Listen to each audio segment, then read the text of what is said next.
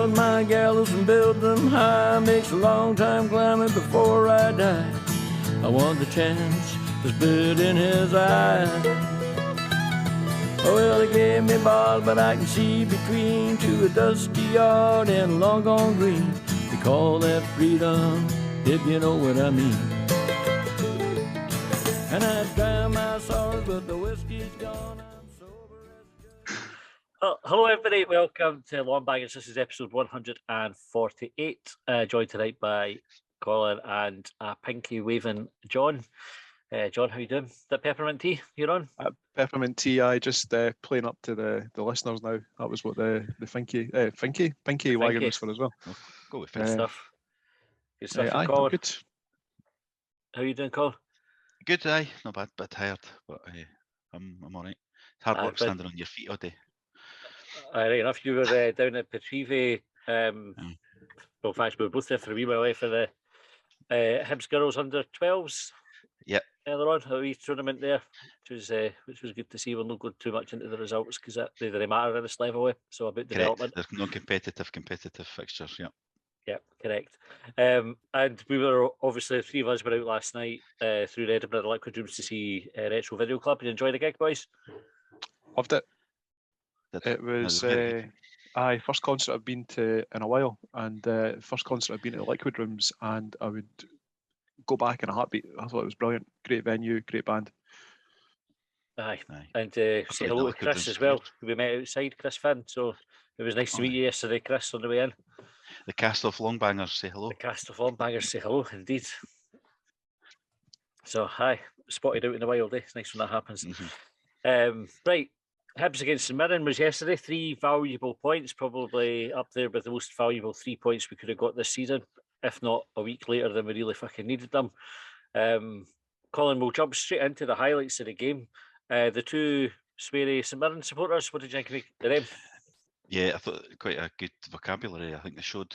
I don't know if they were a bit repetitive at times, and I thought one sounded a bit homophobic, which obviously isn't ideal in this day and age. But I thought they done well. They done well throughout, consistent. Lasted the 90. So. John, do you think do you think they deserve a relegation battle with shouts like that? I never heard the homophobic shout that Colin's referring to. The one that made me laugh was I think was it "get to fuck your knob." Brilliant. Maybe I misheard it. It was like the P word though. I thought they said. I thought, but I don't know. Maybe I misheard.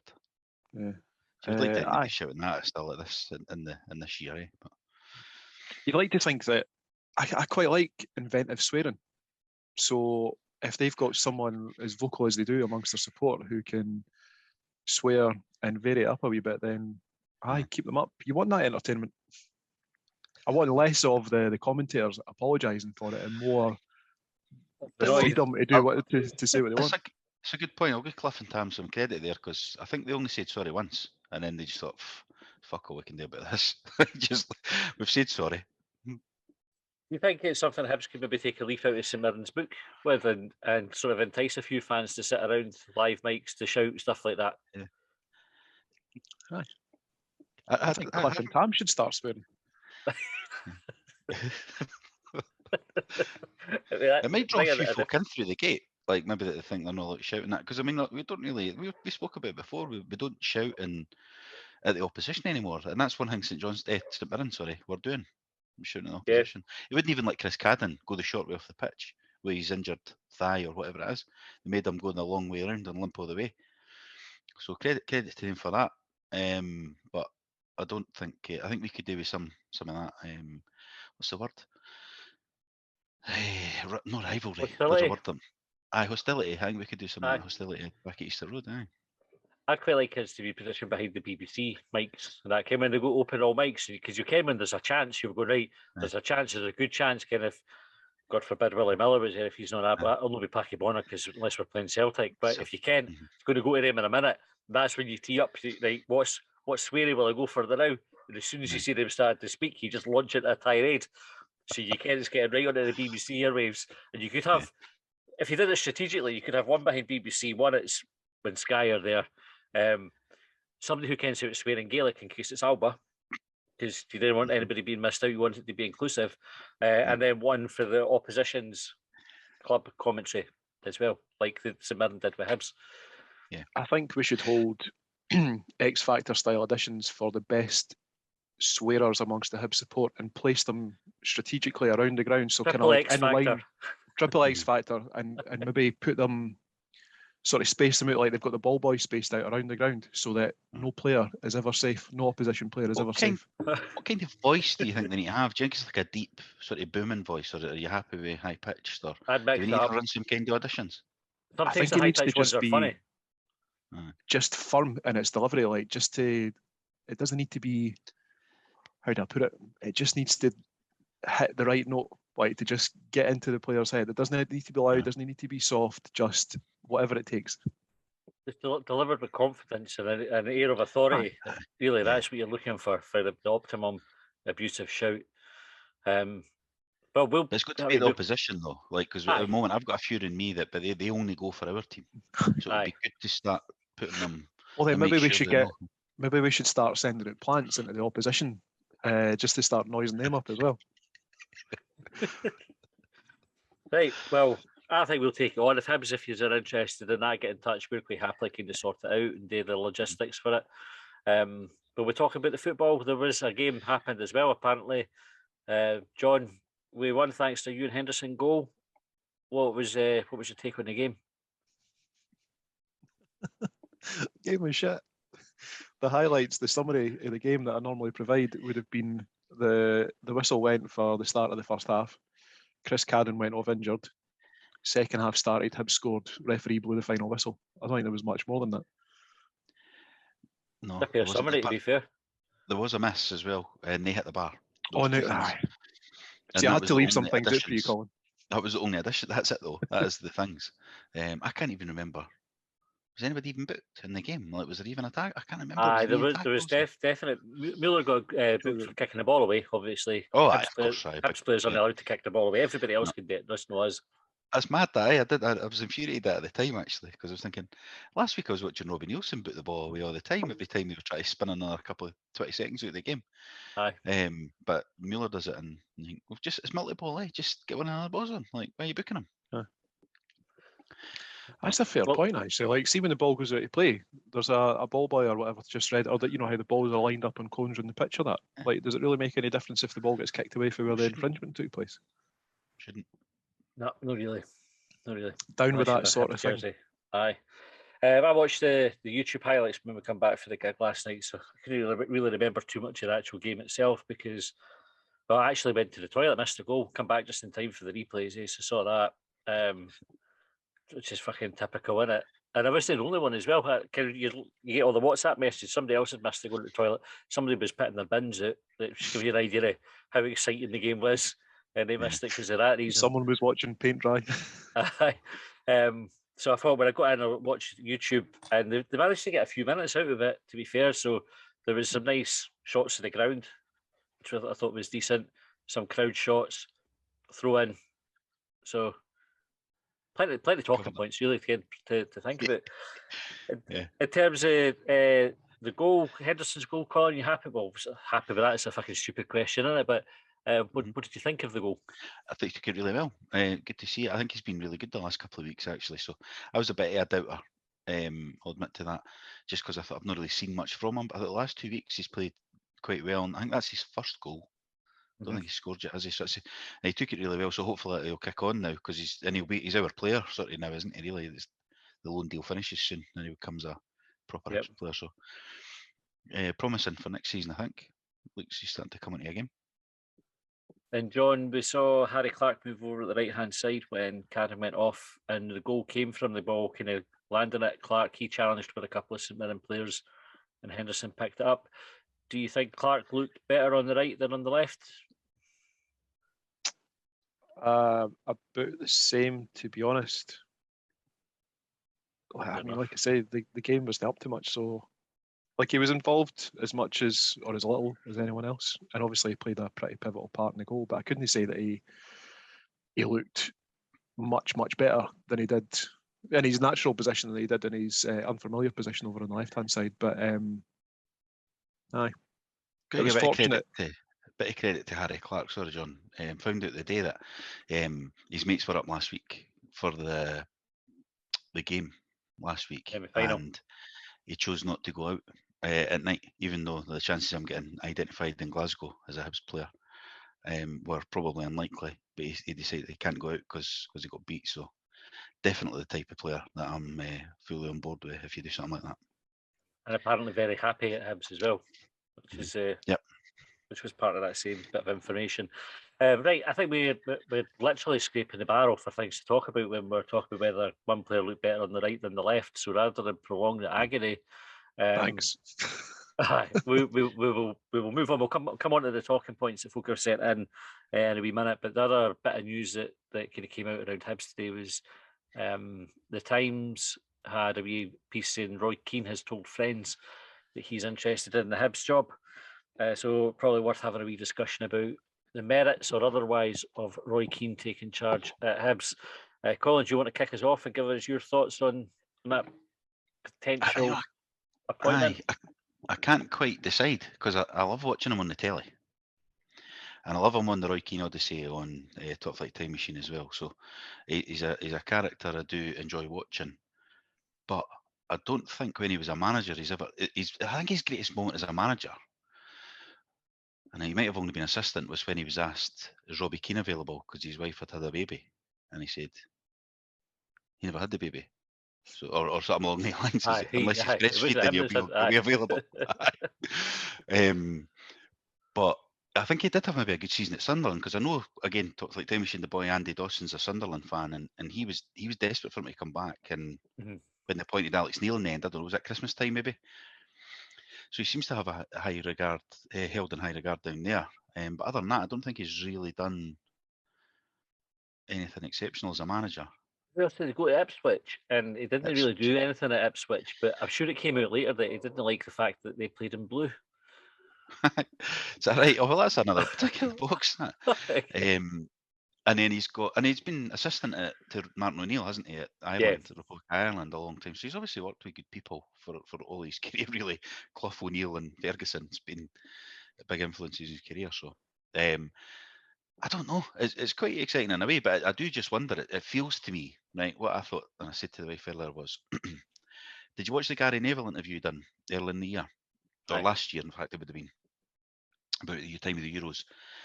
And Neville was saying to him, you need to play the game with the press. You need to get your name out there. You need, that's how you're not getting. Because he's like, how the fuck's he getting a job? And like, who the fuck's he? Like, they're just on the merry-go-round sort of thing. And Neville says, you need to play the game. And Keane was disagreeing with him. Why should I have to? This just feels like he's starting to play the game. To say that he's interested in that job at some point, and it's the first one he's had the name out there in. Because I think he's still got a big enough name. He'd get a chance in the Championship in England. Well, he was getting touted for the Sunderland job again, wasn't he? Like, you were saying about Andy Dawson, sort of hoping it would happen, but his name was definitely in the frame, and I don't know for what reason it never happened, whether, he turned them down or they turned him down or whatever. I didn't really kind of pay enough attention to it. John, what were you? How would you feel about Roy Keane taking over? No, definitely not. I think, as Colin said there, that I don't think he's got a good managerial pedigree. I don't think he's been a manager for a good number of years, and it strikes me as a wee bit odd that he's gone for the comfort of the Sky studio to suddenly putting himself in the frame for the Hibs job, and people are thinking that it's a good idea. Some of the stuff that I've seen banded about the day that folk are talking about is that he's a born winner, and it's such an intangible quality for him to have. It's the same like with Neil Lennon, like he's a born winner.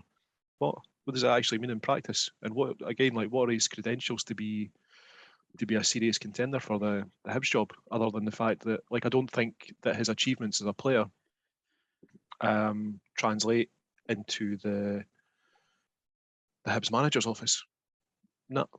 I think any of the names that I've seen touted so far, by and large, among like the sort of traditional names, so you're seeing like Malky Mackay, you're seeing, I'm trying to think of the other ones, Derek McInnes, all that sort of stuff. No, listened to people say that we accept mediocrity for far too long. Start aiming much, much higher than those people. Like I saw Dick Campbell get mentioned the other day. Like, what? I do think it's. I was going to add that actually. I do think in a way it falls into that. We need somebody that'll shout at the players, sort of thing. And I know it gets. I know it's a couple of folk have tweeted in saying he's going to mention the shouty thing again, but Aye. I do. Ron Burgundy definitely tweeted that. But that's the thing. It's like it is a wee bit like that. It's like, oh, we need somebody that's got to come in and ball and shout and kick dressing room doors in and that. And then he'll get rid of the loser mentality at the club and all that. Like, well, Neil Lennon never got rid of the loser mentality at the club. Maybe for a wee while we won a few games, then we lost all the games, and then as soon as he left, the loser mentality came back into the club. Like, because what are you talking about? What does it actually mean? So I get this fall into the Mr. Shouty Man box a wee bit as well, and there is a lot of people want that. Yeah. But it's got people excited. There's no doubt about that. For me, so I'm kind of totally torn on it because I agree. If I was being totally unemotional about it and just try to be sensible, you'd say, right, as a manager, he's probably not done that much. Like he's had a good spell at Sunderland and then a terrible spell at Ipswich, and both of those were a long time ago. So he's filled the time working with Ireland and then working with Sky Sports. I think what else he's been doing with his ITV. With his time at ITV. And so you think maybe he's no the right fit for Hibs, but then at the same time, I do think, do you know, you want somebody who's going to come in and command the respect. So that was one of the accusations thrown at Maloney right away, was that Keane's like Cathro. There's no a soul out there would go, Roy Keane's like Cathro, right? Yeah. No at all. So he doesn't come with that sort of baggage. He definitely would get respect, I think, from the dressing room. I think he's somebody who would drive high standards. Whether those standards are realistic or not for the level that he's at would maybe be another issue. But he's that sort of box office presence that you might find better players get attracted because they want to work with him. But as you saw with Rangers and Steven Gerrard, like they probably signed some players that wouldn't have otherwise gone to them if it wasn't for him being there. And it would be fucking fun as well. I mean, you just, like you say, some of the stuff he comes out with on Sky Sports and that, especially when he's got a being, and I just imagine him sitting. Can we talk about Ian Gordon on the? I'm not going to do an Irish accent because I can't do it on that. But you can imagine Roy Keane trying to pick the bones of Ian Gordon, trying to suggest a player to him, and him not rating that player, and then it going through his head like, why the fuck am I getting this? Who's he? He's the owner's son. What the fuck? Blah blah blah.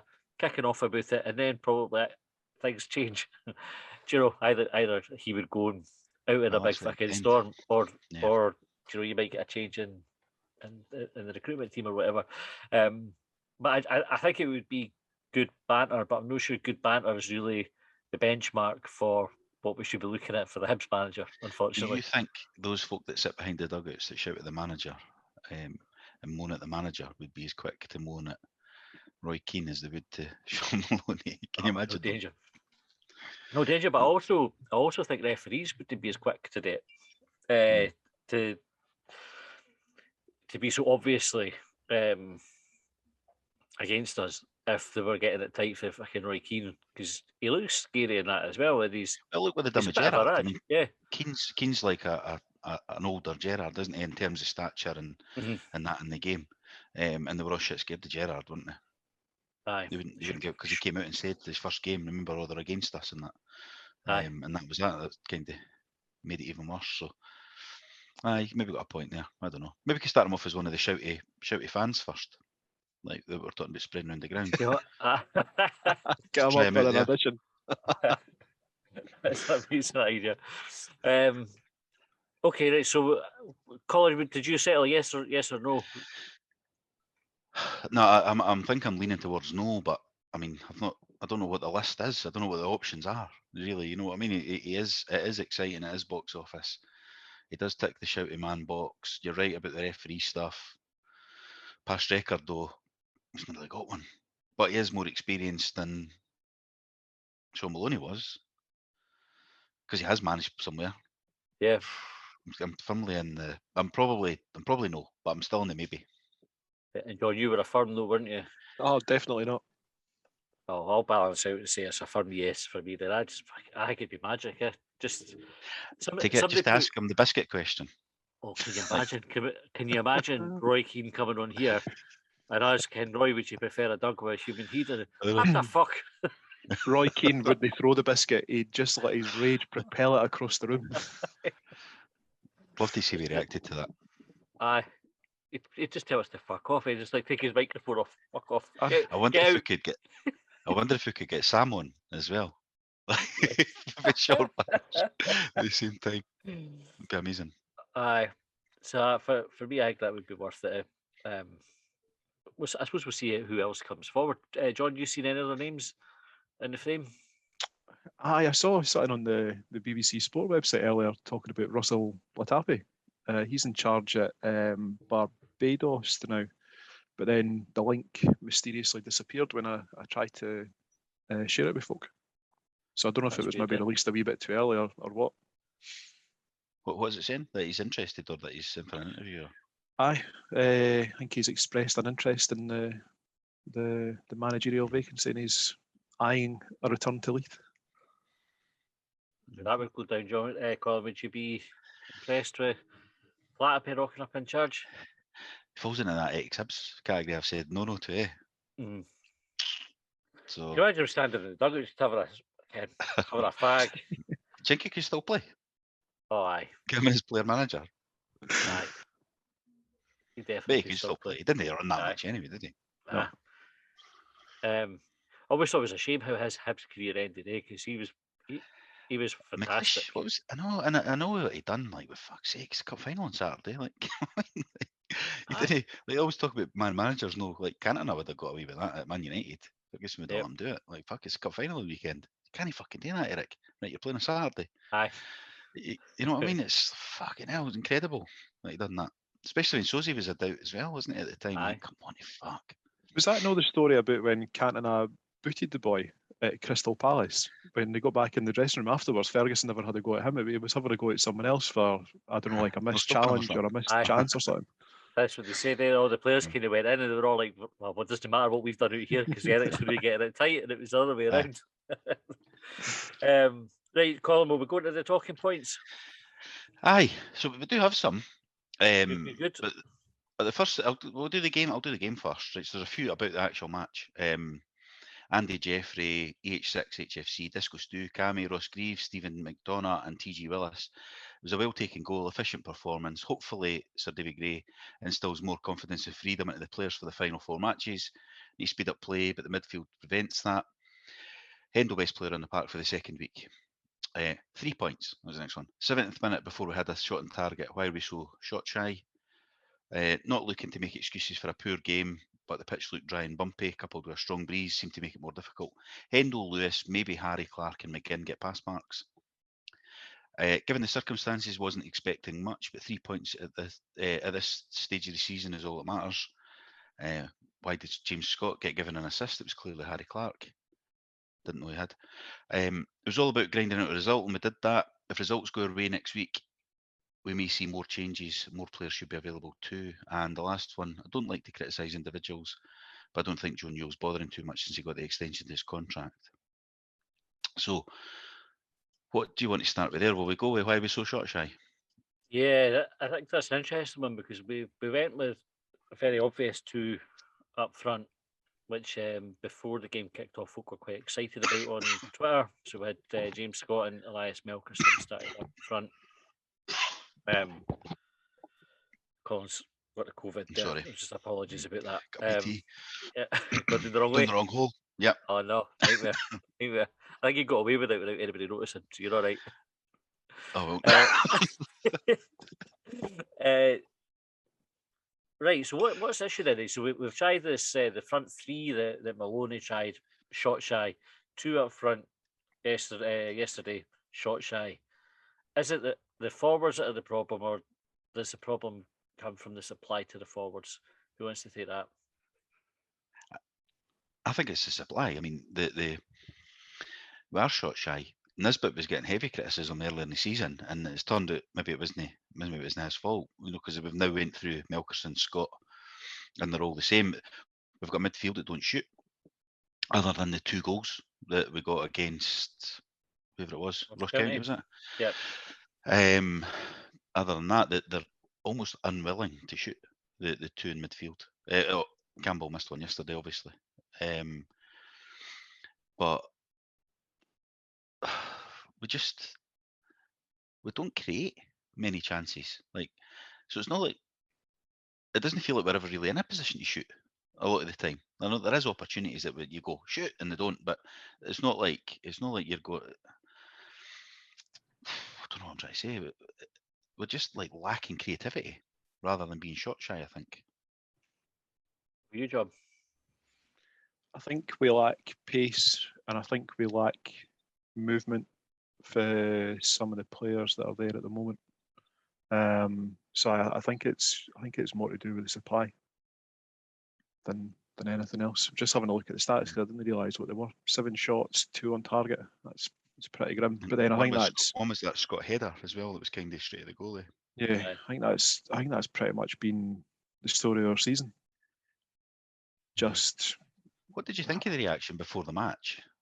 There was a lot of comment on Twitter, in general, about the positivity for fans, saying, "Oh, big difference, in the team. I'm looking forward to this." Basically, because we played 2 strikers. Because really, the only change for last week was we brought in Melkerson for Porteous, who was suspended. Otherwise, it would have probably been the same team as last week. And I could only see that one change. But then reading all this positivity and thinking, well, we're in an uproar at 11:30 last Saturday. This week it's fucking brilliant because we put an extra striker in. What did you think before the game? I thought it was interesting, but I think it probably tells you a lot about how disillusioned people were getting with life under Maloney. And again, because the decision to sack him, it was more or less 50-50. We did a poll saying, was it the right decision? It was more or less 50-50. I can't remember the exact figure, but I think it fell just in favour of, yes, it was the right decision. But I don't think there's any denial that folk were a bit bemused at what he was doing with the teams, particularly the team selection, and the fact that we were shot shy and struggling for chances. So when you see a change and it looks like we've gone 2 up front, so that hints at a change in system. That's probably where the optimism came from. But I agree with you, Colin. It's like one difference, isn't it? Porteous and yeah, and last week it wasn't like people were on the fence. It was like, fuck's sake, you seen that team? You had folk on the bus, you had folk in the ground. Aye. And it's like, we've just played the same team, but we've put Melkerson in. I think the performance last week probably meant that folk were a bit easier with the idea of the players that play him, because you saw what they were kind of capable of. Like they put a shift in, which interestingly they didn't play anywhere near that level on Saturday as they did the week before. And again, it's hard to get yourself up for it, but you know what I thought we were missing though? Stevenson was a box to box midfielder last week. Again, we never had that again in the team because he was playing at centre half again, and it was almost like, just leave Stevenson in the midfield and he'll run up and down all day like he did against Hearts. Aye, it was interesting that when Campbell came on, he was the one to get the chance late on, which sort of where your box to box midfielder would be popping up. And Henderson's goal came for that sort of position, didn't it? With him picking up a loose ball at the edge of the box. But it makes a difference, like if you've got because Newell and Doyle Hayes didn't do that. They sit deep, and that's half the problem, I think, or more than half the problem. Yeah, is that we have too big a gap between the forwards and the midfield. Yeah, and I think there's a point there about, like, I think it was T.G. Willis that said he doesn't like to criticise individuals, but he doesn't think Joe Newell's bothering too much since he got his new contract. I think that's a bit unfair. I mean, he can't deny he was putting effort in last week, which cost them a red card. And I'm not just defending him because he's a friend of the podcast and that, like, but he is. I don't think you can say he's not trying. I just think maybe his game isn't like box to box. I think him and Doyle Hayes are a bit similar. Aye, it's a criticism that often gets levelled at Hibs players after they sign the new contract, because I remember when that was it was levelled at Martin Boyle, and then but they were really, really, really missing him now. I think as well, like when you look at when was it Newell signed his new contract? Was it, what, 3-4 weeks ago? Yeah, before the It's derby, also- where he did put effort in. Aye, so it's been a pretty shitty period since then. So you've had the derby at Tynecastle, lost at Hampden, lost the manager. I wonder if that overshadows not the player performance, but the perception of their performance. Yeah, potentially. I think you're maybe on to something there. And there was somebody else, I can't remember who made the point, Colin, about talking about the players playing with a bit of freedom. Like the shackles might have been off. I didn't think we really saw that. I kind of hope that might happen as well, particularly with. No, they were hoping that'll happen now. Now that in the final 4 games, yeah, Aye. I hope so as well, because definitely the stories that we were kind of hearing were that the players weren't quite understanding what Maloney was trying to do. So maybe with a wee change in the manager, they might play with a bit more freedom, or be able to be a bit less prescriptive on what they do when they're out on the pitch. Yeah, I mean they should be playing with freedom in the last 4 games, because I think we're not mathematically safe. We're 10 points clear of St Johnstone with 4 games to play. However, as we were talking, I think St Johnstone win all 4 and we lose all 4, you would say we're in the playoff spot, but we're not, because if St Johnstone win all 4, then Aberdeen can't win all their games, and they would be more likely. So, although I don't know if anybody's sat down and done all the sums, probably Tom English, because he's obviously dead on top of everything, so he probably went through it all and that. But there must be a mathematical scenario already out there that we can't get relegated. Yeah. Because not everybody can win all the rest of the games, and that's what they pretty much all need to do now to overtake us, because we're that far ahead. Other than Livingston, obviously, because now we're fighting for the title of the bottom six champion, aren't we? Between them. So I think that's what. But that's the thing. Although it's not mathematically, because you just 10 points with 12 games to play for. Other teams can't win all the games because they're all playing each other. Yeah. I think that the 3 points there pretty much saw us safe. I can you get famous last words on that, but I agree with you, Colin, that I'm sure that the sequence of events for us to end up in the playoffs would be pretty. Aye, because if St Johnstone win all exactly, if St Johnstone win all 4, they've beat Aberdeen, they've beat St Mirren, who are then, so they're worse than us. Yeah. Aye. Well, I'll go into the next section. Yes, on you go. Which I've just called options, right? So Vince Robinson, Ross Grieve, Craig Rowan, Jonathan, Gary McDonald, Gaz, Aidan Black. So only 2 of the best window ever, inverted commas, started this week. 2 pedestrian. Joe Newell, Jake Doyle-Hayes offer nothing in attack. 2 sitters in midfield against bottom 6 sides. I think that forgets we're a bottom 6 side as well. I think that's people it's Vince that says that one, but it's we are in the bottom 6, so we are a bottom 6 side. However, I get the sentiment. Lack of options up top and in an attacking sense should mean we give the under 18s a chance in the essentially meaningless last 4 games. But who are they? Sir David has effectively a free hit as a short-term manager, yet he changed almost nothing today. Should he be putting his own stamp on the team? Defenders, who stays and goes in the summer? Our strikers have fed off scraps all season. What's so difficult about playing a good ball forward to feet? Who do you keep or sell? Another question. And the last one is about top table appointments. Do we need a director of football who can assist in recruitment and give a clear vision on what we all want?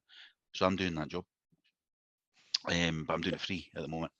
No negotiated a salary on that. I'm bringing in Liam to help me with that. Liam for down the slope. So we're going to do that for free. So, but yeah, we do. I think we do. We do need somebody that's in charge of recruitment. Which we have got somebody that's head of recruitment, but somebody that's in charge the whole thing rather than this committee nonsense they've been speaking about. We need there need to be a figurehead. We need to blame somebody. We need somebody to give the blame to, rather than pass it over like that. I think that committee existed when Graham Matthew was here, and that in that role. I think it's always been the case that before that a transfer's sanctioned, it goes through various degrees of sign off. That is discussed but at various levels. But I do agree with you. I think the people who are having the final say on these decisions should be, in inverted commas, football people. I don't think that's that outlandish a suggestion, because I know they say the manager's got the final say, right? But if you put yourself in a scenario that, right, John, you're the manager, right? Colin, you're the owner's son, and I'm the CEO, right? And we've gone with the recruitment team, come to you and say, right, John, here's 5. You wanted a striker. Here's 5 targets that we found through looking at Y Scout and looking at their stats and all the rest of it. We want you to take one of these 5. Which one do you want? You've got final say. If you're not happy with any of those 5, how comfortable do you feel coming back to us and saying, "Didn't want any of them"? Right, you might do that once, and we'll go, "All right, that's fair enough. We'll find you another 5."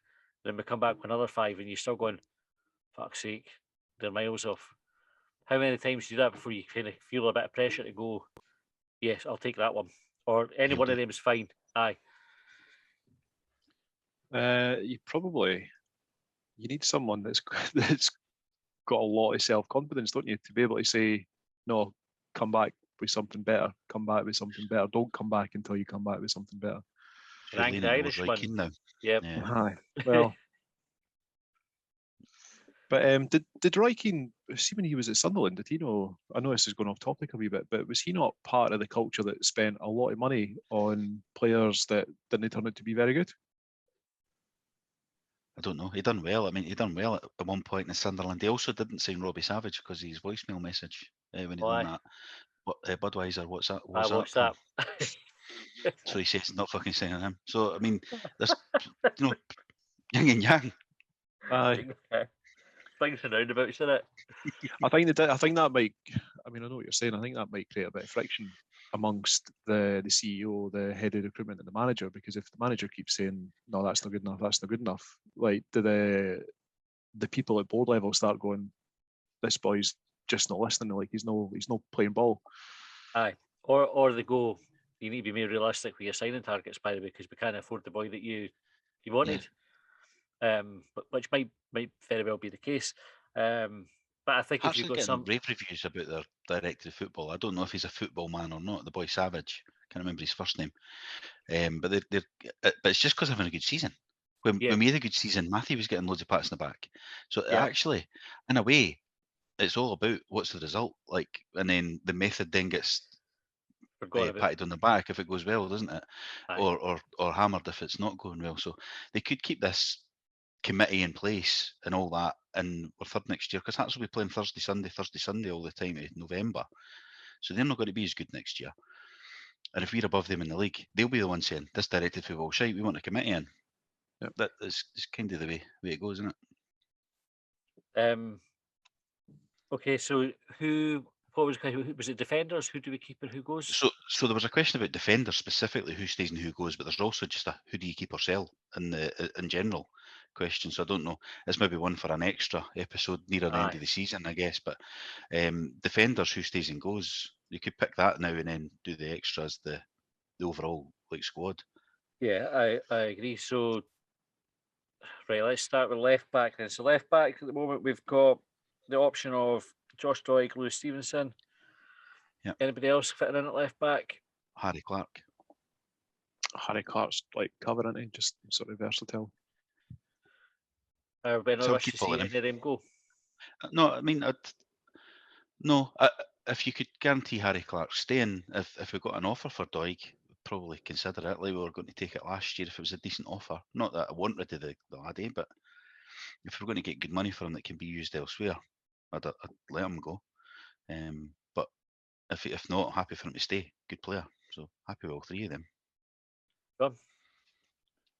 Yeah, no, I'm happy with all three as well. Stevenson, like he'll fill in at left back. He'd probably fill in goals if required. But I'm kind of hoping. Even does the Easter camps for the kids. He goes and does that. It's like it's everything for Hibs.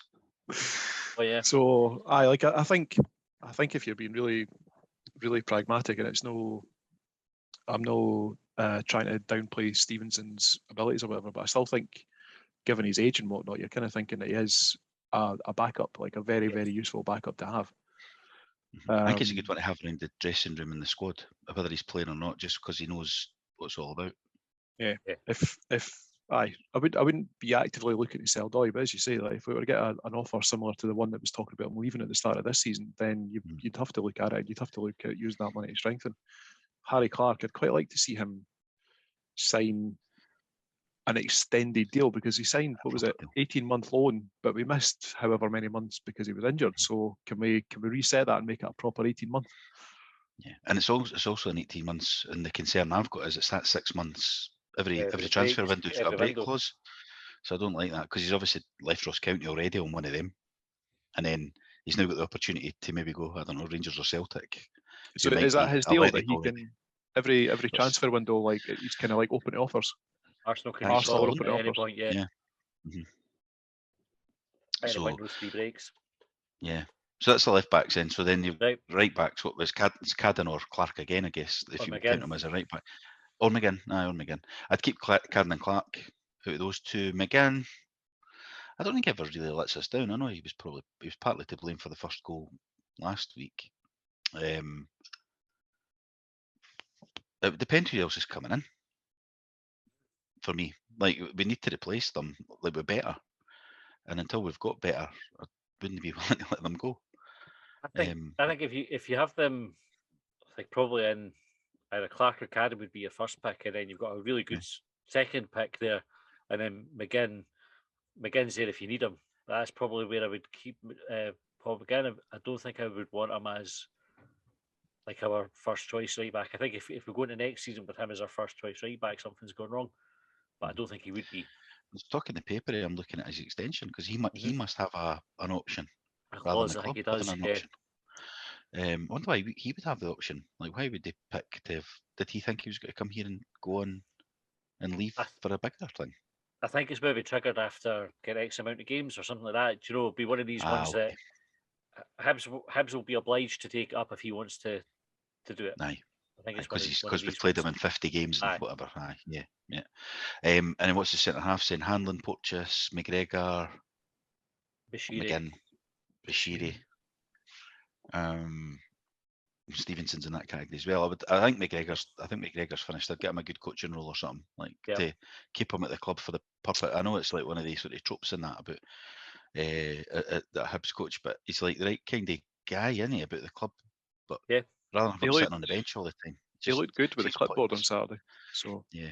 It seems pointless. I'm having a strip on though, because he's never getting a game. Like they'll play anybody. Same with Bashiri. Like they'll play anybody ahead of Bashiri. Like despite what Ron Gordon said on Wednesday on the press conference thing, about him being a good signing. We played Lewis Stevenson, Paul McGinn at centre half, two fullbacks ahead of him yesterday. Yeah. So I think that tells us where he is in the pecking order under the current manager. Just above Darren McGregor. Alongside, they were both on the bench, I think. So, but no chance of getting on, along with the lad. I just mean like, or whatever he's called. Bashiri's no heading for the coaching role, and that's why I'm saying that he's just slightly above McGregor. I think Hanlon's probably one who I would keep, but I would want over the course of the season to see him being replaced by somebody emerging. That's what I think. I think that's fair. In the way that Doig has done with Stevenson. And do that. So I don't think we would want to necessarily have Hanlon as our first choice centre back. Porteous would be our first choice if Porteous stays. I mean, there's talk of him getting sold if he doesn't agree on a new contract. I think his future at Hibs could determine the future careers of a lot of Hibs defenders, because if he leaves, I don't think anyone's going to be happy with having. I don't think many amongst the Hibs support are going to be happy with Paul Hanlon and Bashiri being the only real centre halves there. That just takes us back in time to 2 years ago when we were screaming for defenders to be signed and not doing it. I totally agree. That's probably my biggest area of concern, the centre half out of the defence. It's just like the defence has probably been the area the team that's been the most.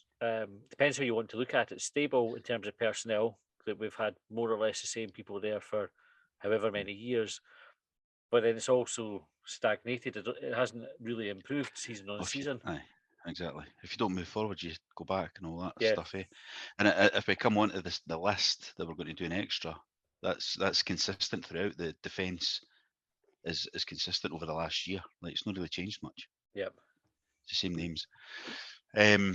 So did we Okay. decide who we're selling in? We're selling Doig and we're getting rid of Bashiri, yeah? And McGregor we're retiring into a nice coaching role. I think ideally you want to keep Doig because he's a good Hmm. player, but if you're selling him, then we need to bring in as good, Yeah. at least as a minimum. And we don't know what there was a question about the under 18s here. I guess you could say but I don't know what defenders are ready in the under 18s, and defenders generally don't come in when they're 17. Like a striker could maybe be tried out or a winger or something. Yeah. So I had no idea that lad's been on the bench. I don't know how to say his name. Delafiere or something. Delferrier. He's Thanks, been on John. the bench a few times since January, but I've never seen him. Never seen kick a ball, like, so I've no idea if he's good or not. So it's hard to say. Okay. It was hard to say to get John's help. Yeah, literally, aye.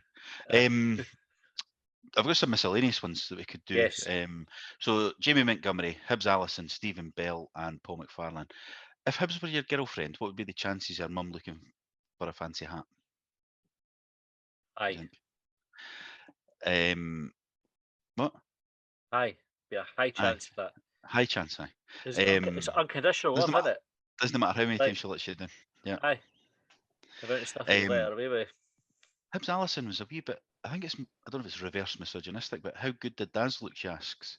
We don't like to talk about that kind of stuff on our podcast, and I think the female there bringing the tone down a wee bit. Objectifying big sexy Darren McGregor. Oh shit, Darren McGregor's tidy. Stephen Bell was asking, he's watching the boxing, so the Fury fight last night. It got him thinking, if a boxer had ever tried to have a Thomas the Tank while still wearing their gloves. He thinks so. What with the euphoria winning a fight in that? Aye, I think that's how they get so angry, because it's such a before they get fired up before they go in. I think they try it, and it gets that frustrating for it not working that they just go and they abstain prior to the fight for a number of weeks as well, usually, don't they? Do they? Aye, to I don't know, to build up the frustration and that. I reckon they take the gloves You off. think they just keep their gloves on for 3 weeks before the fight? No, I think they keep the big bandages on. Like, but no, they can like the Keith Fleming bandage that they wear under their gloves. I don't think he thinks so, Stephen, but I don't think they've done it with the gloves on. Nah, I think the gloves come off and then they'll get a bash in the shower. So they're off. I'd like to think that they try it at least. Yeah. They've had a go. There's got to be, if not a boxer, someone somewhere has definitely had a Barclays Bank with a boxing glove. Text in if you're a boxer that's tried to have Thomas the Tank with your gloves on. Text in 80295. Take your gloves off to text so you get the number right. 80295. Send in. Punch the phone. I know Josh Taylor listens, and I think Alec Arthur listens as well. So maybe one of them can message us. Aye, just get in touch and just say boxing glove wank, yes. Exactly. I've got one for Jamie O'Hara who says she was just yawning for fuck's sake. Don't know what that is. And Tom English, he's saying that he thought it was an alarming performance yesterday. Hasn't he seen any yet? But he thinks it's worrying for Hibs. And IMO, he adds at the end. IMO, aye. And I could delete that later, did I know? And Jeff Stelling says congratulations to Hibs on getting back into the European places this weekend. Also, I think this was Paul that says BBC Sports Scotland, especially the radio, despise Hibs. Look at the background of the majority of presenters. It's time Hibs told them to get the fuck. What do you think? I think we need to get probably people on the inside. I don't know if telling them to get the fuck is the right answer, because actually you kind of rely on a bit of the coverage as well. You look at can Rangers have this situation with BBC where the BBC will no send any reporters to Ibrox because them banning somebody, and it all starts to get really fucking petty, doesn't it? And you have this nonsense like, you imagine you're a Rangers supporter, and Kim, it's like when we come out of the stadium at 10 to 5 o'clock on a Saturday afternoon, you want to get back to the car, put the radio on because you want to hear what the manager said about the game. Yeah. If you just ban them, you're going to say You know what? though, mate? BBC need to wait till we spoke to BT Sport before we can find out what the manager's saying Aye, about it. I know, but you know what? I've been home. I get home on a good day here, 5:30 after the game, and the amount of times I've driven home all the way from Easter Road or from Meadowbank, all the way back here, and Hibs haven't even mentioned it because they've been Aye. talking to every other fucking This is team. true as well, And yeah. it's fucking mental how we're always at the end. So So we need I somebody on wouldn't the ban them. inside.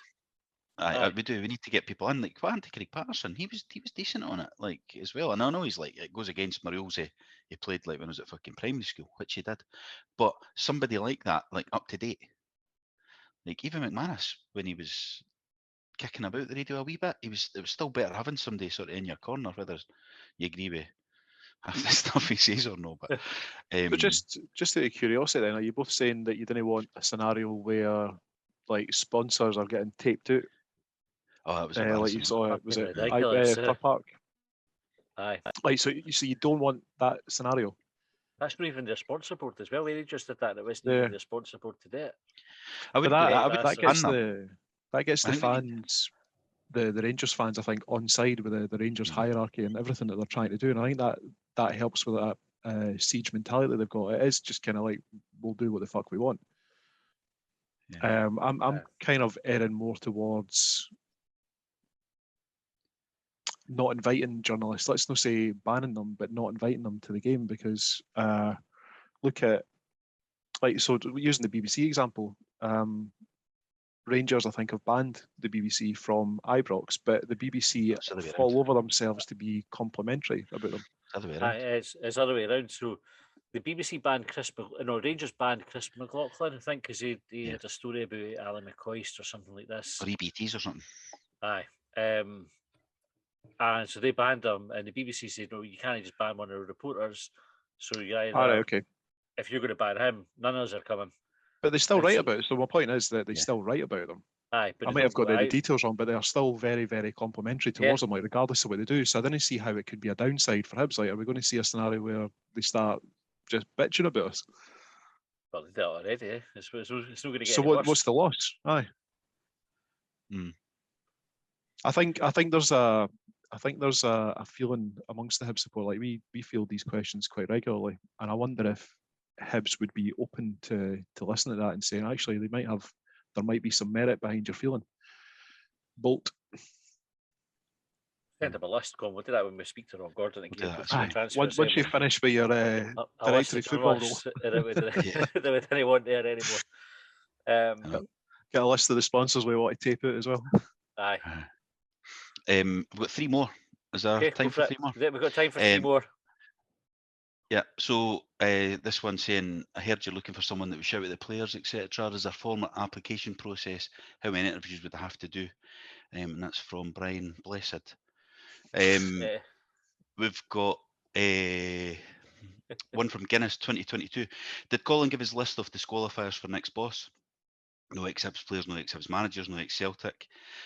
Bound to put a few red pens marks in Ron's notepad. Wondered, given Angie's success, if Graham Arnold, the Australia boss, might be worth a chat.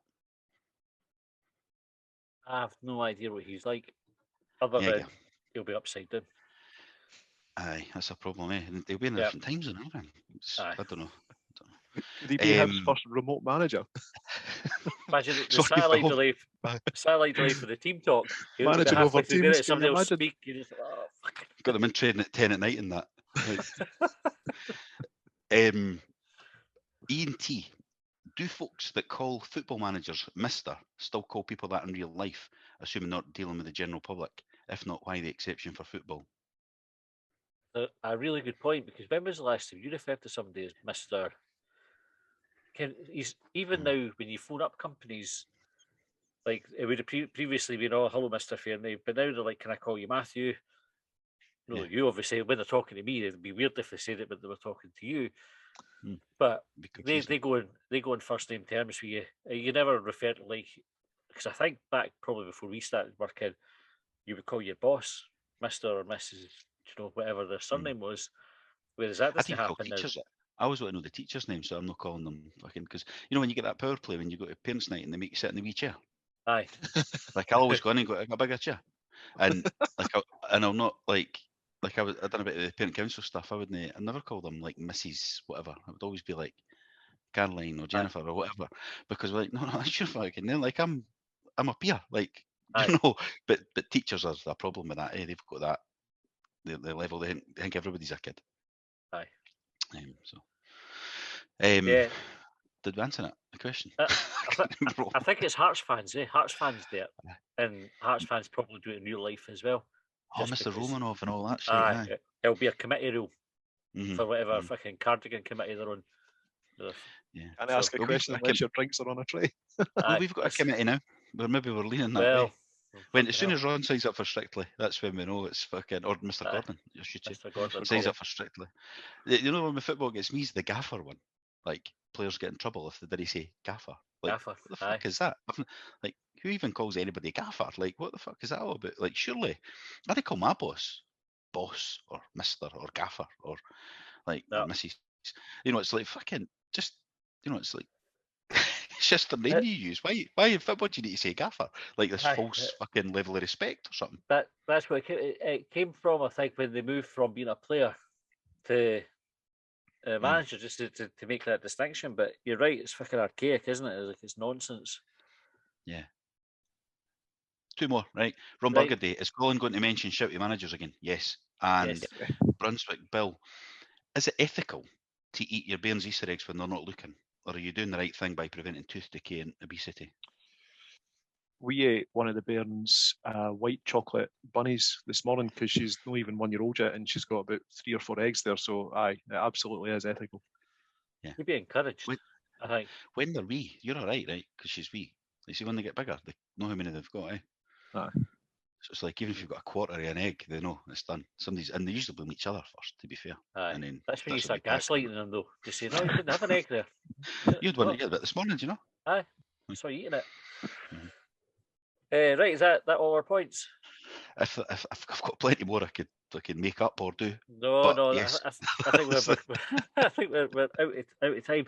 So we will carry on recording shortly after this, where we will be going through Colin's list. So for some context, when we spoke to Ron Gordon along with other Hibs podcasts after Maloney was sacked, he rejected our premise for one of the questions that the transfer window was not successful, and he challenged us to go through the players and say whether the team was improved since November. I think it was, he said, wasn't it? Yes, he did say November. I'm going with December though, when Jack Ross was sacked, the last game, which was 6th of December or something. So we are going to spend some time on Longbangers Extra Time, which is for subscribers, and you can subscribe at longbangers.hubwave.net. It's only £3 a month. You get some fucking great extra content on it. So we'd encourage you to go and do that. But we are going to go and discuss that list just now. And then hopefully we will get Ron Gordon on the podcast to kind of discuss it directly with him. He did, at the very end of that press conference, he did shout rather enthusiastically, invite me onto your podcast. So we will absolutely take him up on that offer and have the conversation with him if Hibs are willing and Ron's willing. So thanks very much for tuning in. If you have subscribed, thank you very much as well. You will be listening to this episode before everybody else, assuming you listen to it as soon as it comes out. If you leave it a week, listening for free, yeah. So you'll get it Sunday night. If not, you'll get it on Monday night. And Longbangers Extra will be available just after this as well. So thanks very much for tuning in. We will see you next time. County line, I pledged upon. Well, they trailed me down when I broke free. I drank all the whiskey in Tennessee. I don't drink water, no.